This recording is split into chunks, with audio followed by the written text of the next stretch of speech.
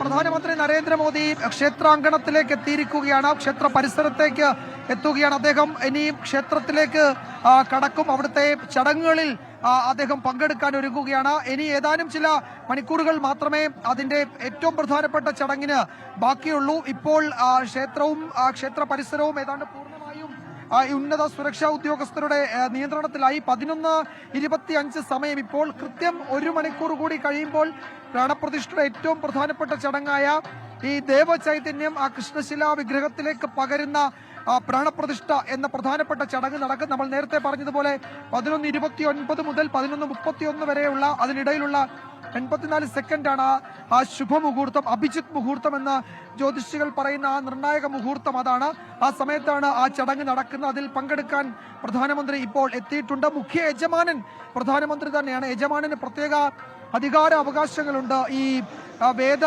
വിധിയിൽ വേദ രീതിയിലുള്ള ഈ പ്രതിഷ്ഠാ ചടങ്ങുകളിൽ, യജ്ഞ രൂപത്തിലുള്ള പ്രതിഷ്ഠാ ചടങ്ങുകളിൽ മുഖ്യ യജമാനന് വലിയ അധികാരവും ചുമതലകളുമുണ്ട്.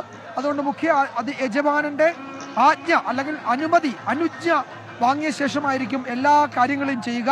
ഉത്തർപ്രദേശിലെ കാശിയിലെ വേദ പണ്ഡിതനായ ലക്ഷ്മികാന്ത് ദീക്ഷിത്താണ് ഈ വേദാർച്ചനയ്ക്ക് നേതൃത്വം നൽകുന്നത്. ലക്ഷ്മികാന്ത് ദീക്ഷിത്തിന് അനുജ്ഞ നൽകുന്നത് പ്രധാനമന്ത്രി നരേന്ദ്രമോദി ആയിരിക്കും. യജമാനനായിരിക്കും അനുമതി നൽകുന്നത്.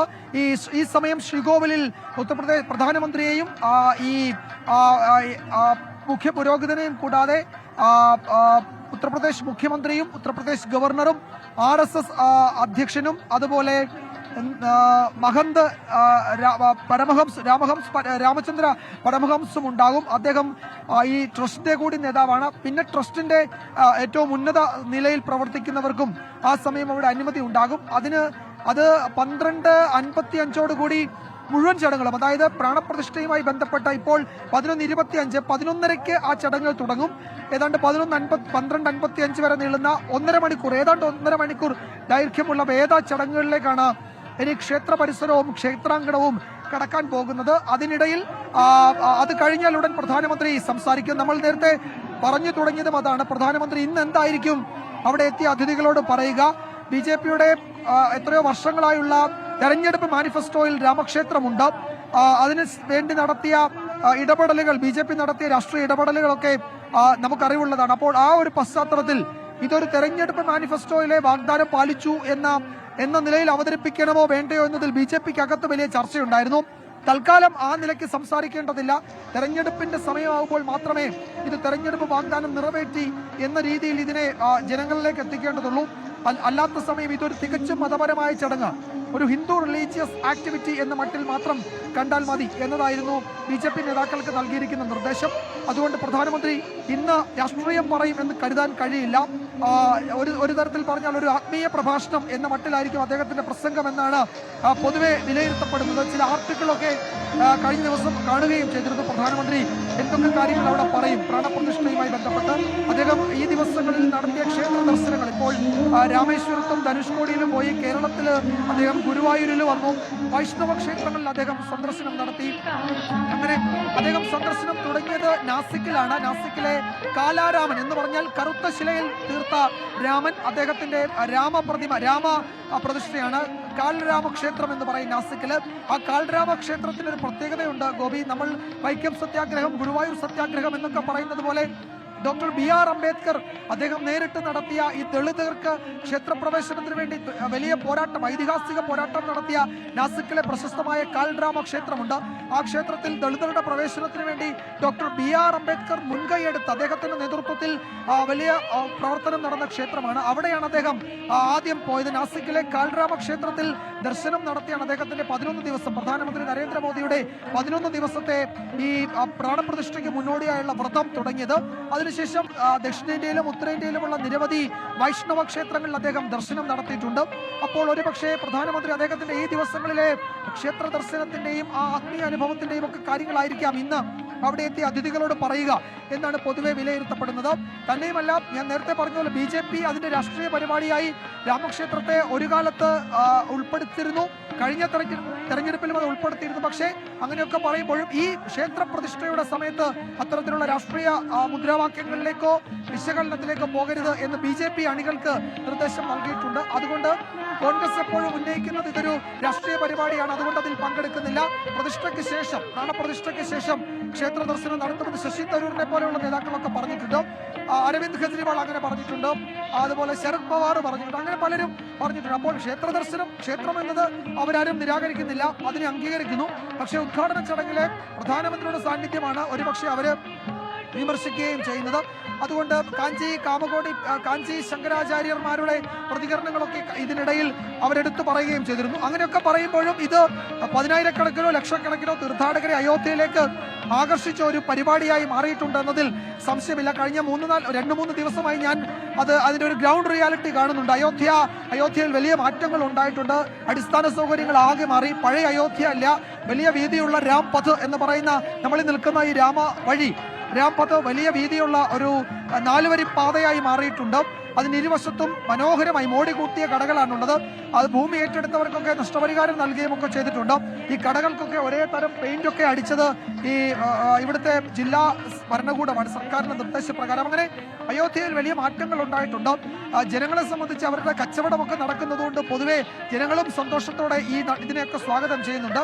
അതുകൊണ്ട് രാമഭക്തി തുളുമ്പുന്ന ഒരു അന്തരീക്ഷം രൂപപ്പെട്ടു വന്നിട്ടുണ്ട് ഇവിടെ. അതുകൊണ്ട് സ്വാഭാവികമായും രാഷ്ട്രീയ വിവാദങ്ങൾ ഇപ്പോൾ ഉദാഹരണത്തിന് തമിഴ്നാട്ടിലേക്ക് വന്നാൽ ഈ തത്സമയ സംപ്രേഷണം അവിടെ വിലക്കിയിട്ടുണ്ട് എന്നത് കോടതിയിലേക്ക് ഒരു പ്രശ്നമായി എത്തി. കാഞ്ചീപുരത്ത് നിന്നൊരു പുതിയ റിപ്പോർട്ട് ഇപ്പോൾ വരുന്നത്, കാഞ്ചീപുരത്ത് ഇതിന് തത്സമയം ഇത് കാണിക്കുന്ന സ്ക്രീനുകൾ പോലീസ് പിടിച്ചെടുത്തു വന്നതാണ്. അത് കോടതി അങ്ങനെ ചെയ്യാൻ പാടില്ല, അതിന് അനുമതി നൽകാൻ നിയമപരമായി പറ്റുമെങ്കിൽ അനുമതി നൽകണമെന്ന് കോടതി പറയുകയും ചെയ്തിട്ടുണ്ട്. അങ്ങനെ ആ മട്ടിലൊക്കെയുള്ള ചർച്ചകളും വിവാദങ്ങളും ഒരു ഭാഗത്ത് നടക്കുമ്പോഴും അയോധ്യയിലെ പ്രാണപ്രതിഷ്ഠ എന്നത് ഏതാണ്ട് ഒരു മതപരമായ ചടങ്ങായി പൂർണ്ണമായി മാറിയിട്ടുണ്ട് എന്ന് നിസ്സംശയമാണ്. നമ്മളുടെ കൺമുന്നിൽ അത് നടക്കുന്നുണ്ട്, നമുക്കത് കാണാനും കഴിയും. ആ നിലയിൽ വളരെ ഒരു തീർത്ഥാടനത്തിനെന്ന മട്ടിൽ ഇവിടേക്ക് എത്തിയ ജനങ്ങൾ, ഈ ഒഴുകിയെത്തിയ ആളുകളെ നമ്മൾ കണ്ടതാണ്. ഇപ്പോഴും ആ കാഴ്ച തന്നെയാണ് കാണുന്നത്. ഈ വീതിയുടെ ഇരുവശത്തും തീർത്ഥാടകർ തന്നെയാണ് ഇവിടെ കാത്തു നിൽക്കുന്നത്. ഗോപി, അത് ഭക്തിയുടെ അന്തരീക്ഷമുണ്ട് അയോധ്യയിൽ. രാഷ്ട്രീയം അതിന് മേമ്പൊടിയായി ഉണ്ടെങ്കിൽ പോലും പ്രാണപ്രതിഷ്ഠ നടക്കുന്നത് തികച്ചും ഒരു ക്ഷേത്ര ചടങ്ങെന്ന മട്ടിൽ തന്നെയാണിപ്പോൾ. എസ് വിജയകുമാർ ആണ് ഇപ്പോൾ അയോധ്യ രാമക്ഷേത്രത്തിൽ നടക്കാൻ പോകുന്ന പ്രാണപ്രതിഷ്ഠ ചടങ്ങുമായി ബന്ധപ്പെട്ട പൂർണ്ണമായ വിവരങ്ങൾ ഇപ്പോൾ പങ്കുവച്ചത്. പ്രധാനമന്ത്രി നരേന്ദ്രമോദി ക്ഷേത്രാങ്കണത്തിലേക്ക് അല്പസമയത്തിനകം എത്തിച്ചേരും. അദ്ദേഹം ക്ഷേത്ര പരിസരത്ത് ഹെലികോപ്റ്ററിൽ വന്നിറങ്ങിയിട്ടുണ്ട്. അതിന് പ്രാണപ്രതിഷ്ഠ ചടങ്ങിലെ ഏറ്റവും പ്രധാനപ്പെട്ട മുഹൂർത്തം എന്ന് നമുക്ക് പറയാൻ കഴിയുന്നത് 12:29 മുതൽ 31 വരെ നടക്കുന്ന 84 സെക്കൻഡ് സമയത്തിൽ നടക്കുന്ന വൈദിക വിധിപ്രകാരം ആ മൂർത്തിക്ക് ദേവചൈതന്യം പകർന്നു നൽകുന്ന ചടങ്ങാണ്. അതിലേക്ക് കടക്കുമ്പോഴാണ് ഒരുപക്ഷെ ഈ ചടങ്ങിൽ ഏറ്റവും മഹത്തരമായ മുഹൂർത്തം എന്ന് നമുക്ക് വിശേഷിപ്പിക്കാൻ കഴിയുക. നേരത്തെ വിജയകുമാർ സൂചിപ്പിച്ചതുപോലെ ലോകത്തെമ്പാട് നിന്നും തീർത്ഥാടകരെയും വിനോദസഞ്ചാരികളെയും ഒരുപോലെ ആകർഷിക്കുന്ന ഒരു പ്രധാനപ്പെട്ട ഇടമായി അയോധ്യ മാറുന്നു എന്നതിൻ്റെ ലക്ഷണങ്ങൾ ഇപ്പോൾ കാണാം. 5 വയസ്സുള്ള ബാലനായ രാമനാണ് അയോധ്യ രാമക്ഷേത്രത്തിലെ വിഗ്രഹം. അത് തീർത്തിരിക്കുന്നത് 51 ഇഞ്ച് വിഗ്രഹമാണ്. അത് മൈസൂരുവിലെ ശില്പി അരുൺ യോഗിരാജാണ് കൃഷ്ണശിലയിൽ ഈ വിഗ്രഹം തീർത്തിരിക്കുന്നത്. ഇതുവരെ താൽക്കാലിക ക്ഷേത്രത്തിൽ ആരാധിച്ചിരുന്ന രാംലല്ല എന്ന വിഗ്രഹം അടക്കമുള്ളവയും ഈ അയോധ്യ രാമക്ഷേത്രത്തിൽ പ്രതിഷ്ഠിച്ചിട്ടുണ്ട്. ഭക്തർക്ക് വേണ്ടി ക്ഷേത്രം തുറന്നു കൊടുക്കുക നാളെയായിരിക്കും. ക്ഷണിക്കപ്പെട്ട 7000 അതിഥികളിൽ ഏതാണ്ട് മുഴുവൻ ആളുകളും ഇപ്പോൾ അയോധ്യ രാമക്ഷേത്രത്തിലെ പ്രാണപ്രതിഷ്ഠാ ചടങ്ങിന് സാക്ഷ്യം വഹിക്കാൻ വേണ്ടി എത്തിയിട്ടുണ്ട്. വേദിക്കരികെ ഉള്ള ഇരിപ്പിടങ്ങളിൽ എല്ലാവരും നിലയുറപ്പിച്ചിട്ടുണ്ട്. അതിൻ്റെ വിശദാംശങ്ങളിലേക്ക് നമുക്ക് പോകാം. രാധാകൃഷ്ണൻ കൂടി അയോധ്യയിൽ നിന്ന് നമുക്കൊപ്പം ചേരുന്നുണ്ട്. ആർക്കെ മറ്റു വിവരങ്ങൾ എന്തൊക്കെയാണ്?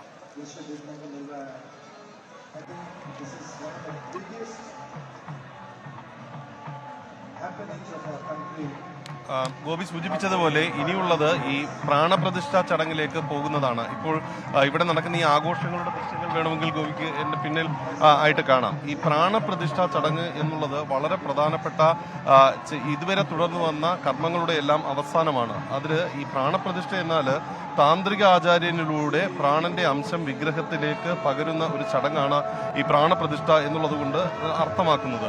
എങ്ങനെയാണ് അയോധ്യയിൽ ഈ പ്രാണപ്രതിഷ്ഠ നടക്കാൻ പോകുന്നത് എന്നത് വിഗ്രഹത്തിന് ജീവൻ പകരുന്ന ഈ സപ്ത നദികളിലെ ജലം ശംഖിലേക്ക് ആവാഹിച്ചുകൊണ്ടാണ് ഈ ജലത്തിലേക്ക് ഈ സപ്തനദികളിലെ ജലം ശംഖിലേക്ക് എത്തിച്ച് ആചാര്യൻ ആ ശംഖിലാണ് സ്വന്തം ജീവചൈതന്യം അതിലേക്ക് പകരുന്നത്. അതോടുകൂടിയാണ് ഈ പ്രാണന്റെ ആധാരമായിട്ടുള്ള ജലമായി അത് മാറുകയും വിഗ്രഹത്തിന് അതിൽ നിന്നും ജീവൻ ലഭിക്കുകയും ചെയ്യുന്നു എന്നുള്ളതാണ് ഈ വിശ്വാസമായിട്ട് ഉള്ളത്. പ്രാണായാമം വഴിയാണ് ഇത് വലത് നാസാദ്വാരത്തിലെ ശ്വാസത്തിലൂടെയാണ് ഈ പ്രാണാംശം ശംഖിൽ ലയിപ്പിക്കുന്നത്.